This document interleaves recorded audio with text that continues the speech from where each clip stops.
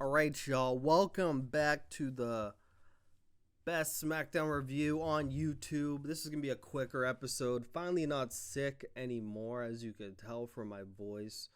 But we're back. We're getting in the swing of things. How to get accustomed to life again from not being inside with my throat hurting, all that stuff. And I think I'm going to start doing like 10-minute reactions of Raw because it's getting better and better. I'm slowly starting to watch it like more consistently again now that it's actually like comparable. And I'm like, man, there's some small things in there I like to talk about, but we're here for the main thing. We're here for SmackDown. Just watch it now. Couldn't even watch it on Friday. Was busy all weekend, and on Monday I watched Raw, and now Tuesday watch SmackDown. So the show opens up. I'm gonna grab the mic, make it a little noise. The show opens up. Grayson Waller comes out. The best music to start off the show. I love his music every time. And as he makes his entrance, we're getting a progressive match flow of last week's main event. Don't know how it ties into Grayson Waller, but we're about to find out. And then after that progressive match flow, we come back and Cameron Grimes is getting attacked on the way down to the ring. No entrance music by Solo and Jimmy. They're attacking him. Officials all over the place, whatever. Simone spikes him. Nick Aldis is out there. And so Heyman, Solo, Jay all get in the ring. They scare off Austin Theory and Grayson Waller. They're like, yo, we don't want to. We're out of here. Heyman complains about Nick Aldis making that fatal four-way match. Nick Aldis is standing on the apron at this point in time. And then he grabs the mic from Heyman. Heyman's like, what the heck? And he's like, that fatal four-way match is going to stand. As for tonight, though, all these fine folks in Nebraska, that's where they were, Omaha, Nebraska, that made this cold drive. You're going to be treated to a 6-man tag with AJ Styles, LA Knight, Orton against the team of Solo, Jay, and Roman Reigns. Crowd pops are like, oh my God, we're going to get Roman Reigns? What the heck? And they're like, this can't be true. And then Heyman's like, like I know, Roman's not here tonight. And then Nicole's like, oh, that is right. Well, you have until the end of the night to find a partner. And he's kind of like, fuck, we kind of like broke all bridges here and whatever. So that segment ends.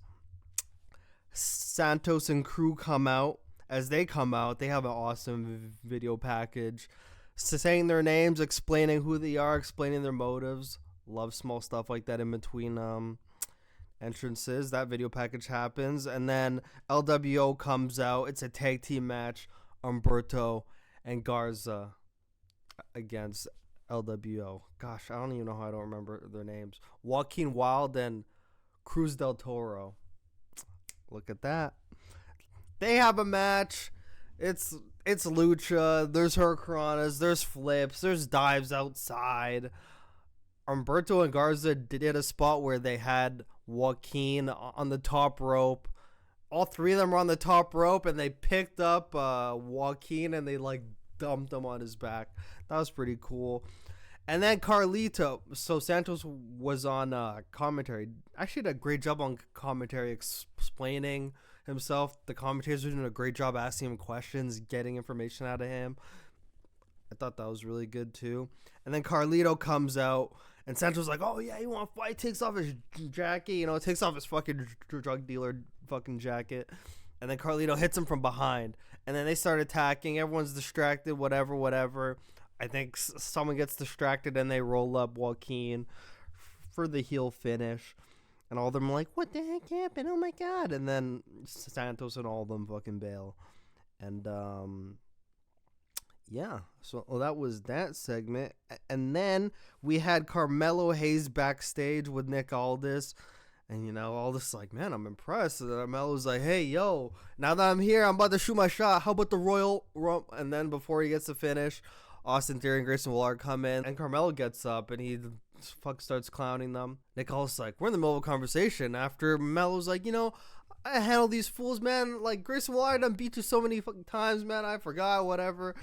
And then he's like, but tonight, Theory, you could get this work. Nick Aldis like, you know what? That's a very good idea. No. He was like, Waller, you can get this work again tonight. And then Waller's like, I literally just had a match, I just warmed up, now I'm cooled down, even though he didn't have the match because Cameron Grimes got beaten on the way down the ring. And so he's like, how about Austin Theory? Austin Theory's like, what? And he's like, I got this, man. Like, and then Carmelo's like, A-Town down, huh? A-Town down bad tonight. So that segment ends. And then we had LWO walking backstage, Carlito and all of them walking. Heyman comes up, starts kissing up to Carlito. Hey, bueno amigo, whatever, my good friend. And then as he's like talking to him and like kissing up to him, he's polishing an apple with a handkerchief. Carlito's like, no, the only people I want to fight are Santos and all of them. And then they walk off. And then he comes back, grabs the apple. Thanks. And then Heyman's like, no, the apple's a part of the package deal. Whatever. They leave. Progressive match flow.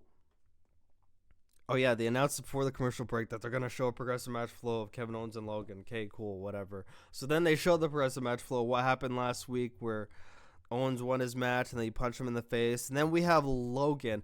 I liked the small thing was that Logan, like, interrupted at the end of the video package, so his voice was talking over the end of the progressive match flow, so it made it look like he was, like, interrupting it, like one of those things where you hear, like, the record scratch. It's like, wait, this is not the end of the story, whatever. So, and then Logan starts and then Logan has his, like, backstage thing. He's like, sorry I'm not there, but, I mean, I wasn't going to come to Nebraska anyway, whatever.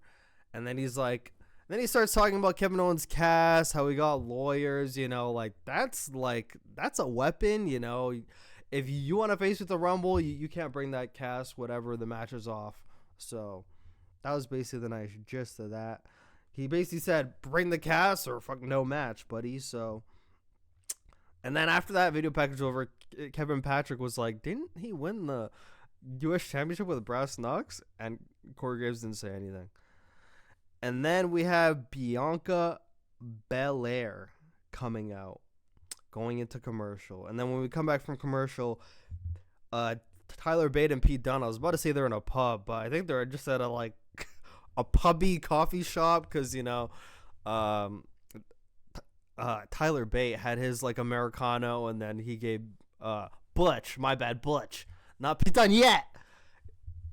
He gave Butch his black coffee because he likes it black, and they start saying, man, we made such a great team. Butch is all like, yeah, whatever, that was like a one-time thing, now I want to do my own thing. The Brawling Brutes are behind me, that's behind me, I just want to focus on me, you focus on you. And then Tyler Bates still hyping it up. I'm like, yeah, we did all this good stuff, but like, who do you want to be? What's the name that you're gonna remember? And then they do like a close-up of Pete Dunne. He's like groaning, like whatever, like like he's like, I know who I am. That's about to come back. So that's basically like a tease for him bringing back the Bruiserweight Pete Dunne, which will wreak havoc over the mid card, I must say. Like, I'm actually excited to see the Bruiserweight. We saw how he was booked in NXT UK and even in NXT. Like, he's gonna have a great year. It's gonna be a great year for him under Hunter Hearst Helmsley. And then Bianca's in the ring. And then Bayley rolls out to the ring, 5 deep, has the whole squad with her. She walking all tough, whatever. They have a match. They had like an 18-minute match. Like, they gave him a lot of time into the commercial break and out of the commercial break. And then there's a point in time where Bayley tied her braid to the rope and was kicking her.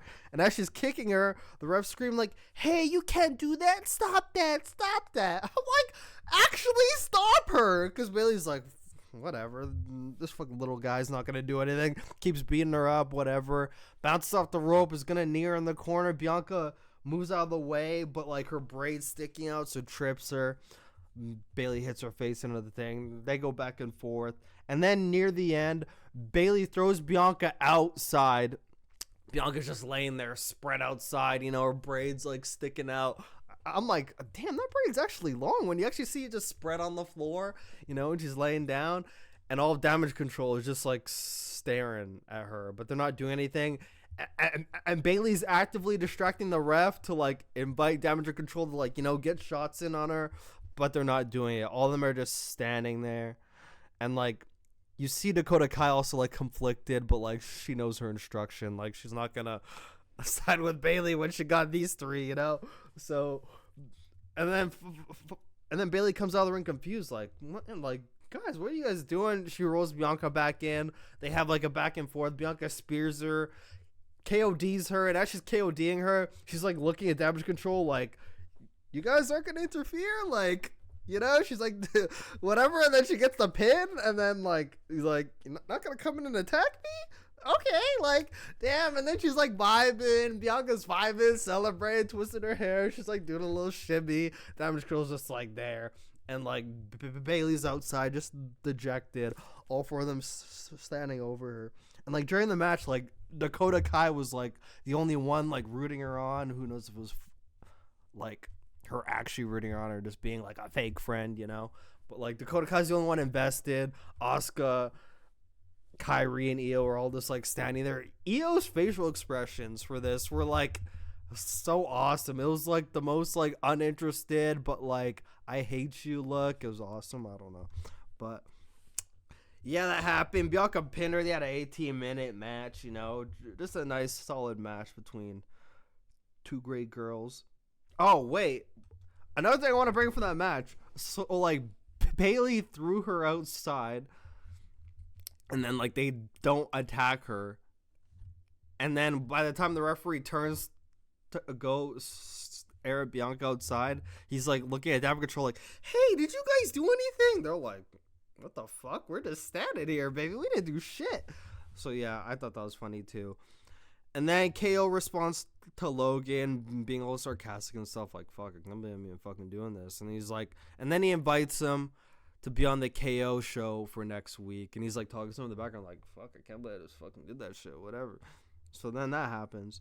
And we have Damage Control backstage after the commercial break. Io's like shouting some instructions at the Kai in Japanese, like telling her some shit. And Bayley comes like, hey man, what was that? Dakota pulls her aside, and she's like, bro, like, the referee was looking at us. What the heck do you want us to do? And then Bayley's like, I mean, well, a little help would have been nice. And then she's like, well, we just thought you could beat Bianca on your own. You know, like, you're also going to win, like, the Rumble on your own. You're going to have to do it on your own. Like, kind of implying, like, okay, like, if you can't make it by Bianca, then, like, without help, how are you gonna do the Rumble on your own? She's like, hey, just look on the bright side, you know, you have like the Royal Rumble to like worry about. Bayley's kind of like conflicted, but like, yeah, you know, okay. And then like Dakota and the rest of them walk off, and Bayley's just there all dejected. But Bayley was like preaching, hey, we're all stronger together. But it's so funny because like she's having this babyface turn, but it's like she's mad that they didn't do a heelish thing. But like it's a babyface thing because, you know, like, hey, you guys were my friends, help me out, but they didn't help her out. So that was like pretty funny.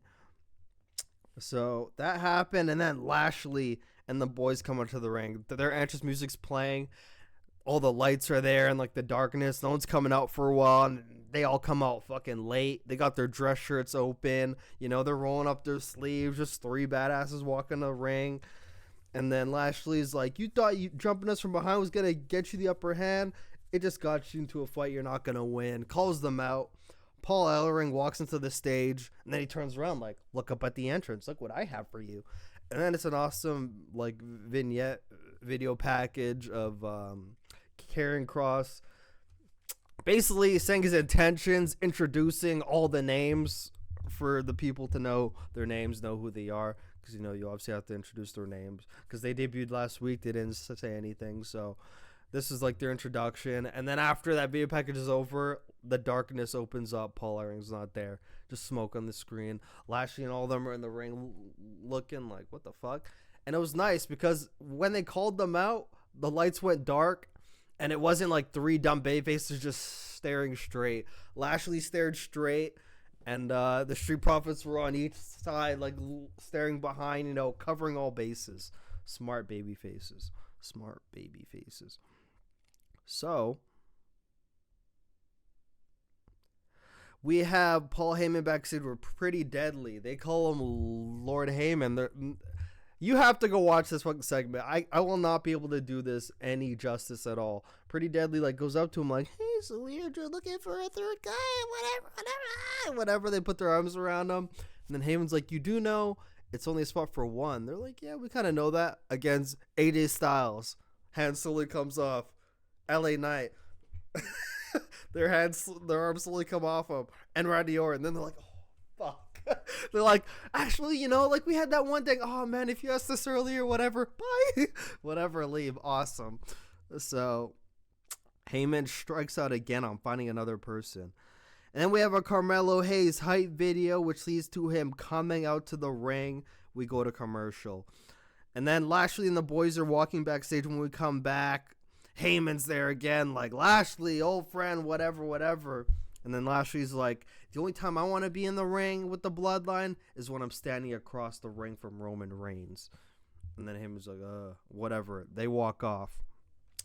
Then we have Carmelo Hayes and Theory. Big improvement for the last time Carmelo was there. I didn't see his googly eyes everywhere. Probably because he wrestled Austin Theory on the Independents. They already had that chemistry. They were flowing. It was a good match. And then, as everybody probably knows by now, Austin Theory goes for a Spanish fly off the top rope on Carmelo Hayes. Hayes lands fine, but Austin Theory lands on the side of his head, and then Melo's head also comes down on him. Ref immediately throws up the X. Everyone's quiet. You see even Grayson Waller, the guy who's always in character, laughing, smiling. Even he's like, oh, fuck. And then whatever. And they actually showed, the camera kept on them. They showed a replay of what happened. Corey Graves is like, that's why we tell you guys not to try it at home. These athletes, shit like this could happen. And, we wish them the best, all that stuff. So, they actually played it up, very nicely. There wasn't just an incident that happened and they fucking cut away, act like it didn't happen. They actually were this stuff could happen. They kept the camera on Austin Theory for a long time. He's laying there hurting and they're just keeping the camera on him. I was like, damn, they would not do this in the Vince McMahon era. But so they announced for next week, Kaden Carter and Katana Chance versus Isla Dawn and Alba Fire for the women's tag team championships. The KO show with host Logan Paul. And then the 4-way contract signing with Orton, LA Knight, Roman Reigns, and AJ Styles. Can't wait for that. That's going to be awesome to review. I don't know what they're going to say. That's going to be nice. So then we have Jay hype backstage with Heyman and Solo before the main event. He's like, oh, Heyman, who'd you get for us? And then Heyman's like, I interviewed so many people, but just no one would cut it. And then you have to go back and watch this too, because Jimmy's facial expression. Did I say Jay before? Anyways, Jimmy's facial expression at first it was hype, and then when he realized Heyman wasn't gonna have a partner, he's huh? And then he's like, I'm worried. And then Solo's like, I'm not worried. And Jay's like, neither am I. We got this. No yeet. Whatever. So that was a fucking funny backstage segment. And then the main event happens. Orton walks out. Solo and Jay attack him from behind, as they should, because I was wondering how they're going to do a 3v2 fucking babyface heel match. I should have known. This I knew this was going to happen, but I wasn't even thinking about it. So Solo and Jay attack Orton on the entranceway, give him a Samoan spike. We go to commercial. We come back. They show us that Orton walked backstage. He said, fuck this shit, man. I don't need this. I got a Fatal 4 match in 2 weeks. I do not need to get hurt, whatever. So then AJ Styles comes out. They have their normal entrances. I thought they're going to see, their partner got attacked. They were just going to come right out. But they just let Orton get beat. Let that whole commercial play out. Come back, show the replay, and they make their entrance. So, yeah, we don't give a fuck about Orton. AJ Styles makes his entrance. LA Knight makes his entrance. He's talking shit. Still has to get his shit in. Does all of his shit. I was laughing. I don't know why. Because I thought they were just going to, you beat up our partner, we're going to fight you. We don't give a fuck about Orton. He's our opponent in the match. If he's not there, he's not there. It's a triple threat. It makes it easier on us. So, they actually have a nice, solid tag match. A lot of fun stuff. You could see the crowd was actually more invested in this. The crowd was kind of light, I feel, because the storms going on there. I don't know how they are in America. I just know how they are here. But they had a nice little tag match. The fans were actually into this. A lot of yes spots, whatever. Awesome. There's a point in time. AJ's down with Jay. AJ's going for the hot take on LA Knight. LA Knight has his hand stuck out, but then he sees Solo about to creep up and trip him. You know, classic when Bayface is about to go for a tag, gets yanked off the rope, can't make the tag. But LA Knight spots this. He hops up, he hops down to fight Solo right when AJ's about to hop up and tag him. He fights Solo, throws him to the stairs, comes back up, sticks out for the hot tag again. But then AJ's about to go for it. Then he's like, what the fuck? You screwed me. And then LA Knight's explained, like, no, I was literally about to get an attack. I gotta take care of him. Just take me in now. Take me in while you get the chance. Like, being a smart babyface, logically explaining everything. AJ's like, you tried to screw me over. Like, just like, dude, take him in, bro. Like, take him in. Take him in. Stop being a big baby. Then he gets fucking taken out. I keep saying Jay, but it's Jimmy. Jimmy Uso kicks LA Knight off the apron with a super kick. And then they're both down again. Orton's music plays. Solo and Jimmy are like, what the fuck? Orton comes down. He's like, oh, his neck. Whatever. Hops on the apron. AJ makes the tag to him. He comes in, going back and forth with Jay. I forgot how fucking Solo got taken out. I just watched this like half an hour ago. Forgot. And then they're going back and forth. Hits his signature moves, power slam, DDT on Jimmy. Then they have a little back and forth. Jimmy super kicks him. He's like, hits him with the RKO, pins him. 1, 2, 3. So then the match is over. Solo comes in, starts attacking Orton. And then AJ flies out of nowhere, hits a phenomenal forearm. Then LA Knight comes in the ring. Starts talking with AJ like, bro, you didn't take me in, whatever. See Solo getting up, turns him, hits a BFT. Then it goes back to arguing with AJ. Orton gets up. Solo's like, bleh, bleh, bleh, fuck you. Like he's all fuck dazed and confused, gets back up. Orton hits him with an RKO. And all of them are standing in the ring. They fucking go outside. They start beating the heels. Uppercuts to Jimmy against the barricade. Picks up the stairs, hits Jimmy with it. Jimmy's like, whoa, shit, that hurt.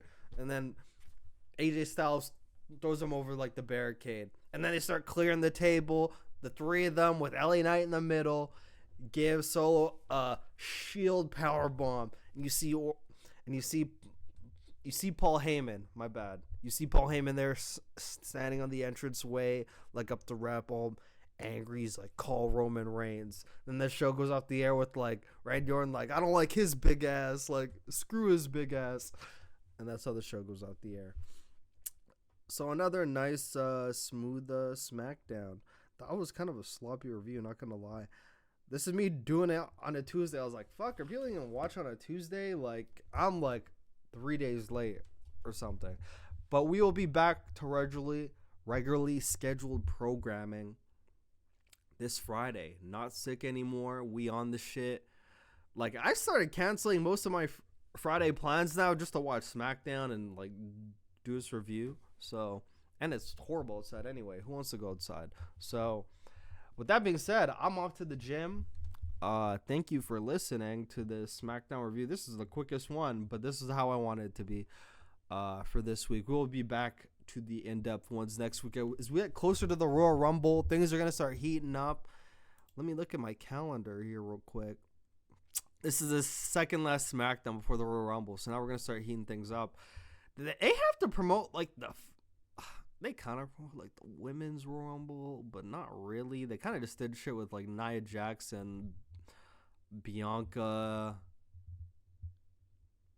and what the heck's her name? Becky. Dude, jeez. I'm like, starts with a B, I swear. Like, I swear they only, like, promoted, like, 4 girls going for it. I mean, they kind of promoted this. It's the same for the guys. Only 4 guys going for that. But as we heat up to the Rumble, only 2 weeks away, we're going to start reviewing both shows, Raw and SmackDown. It's going to be lit. So, with that being said, guys, this has been Eric, and toodles.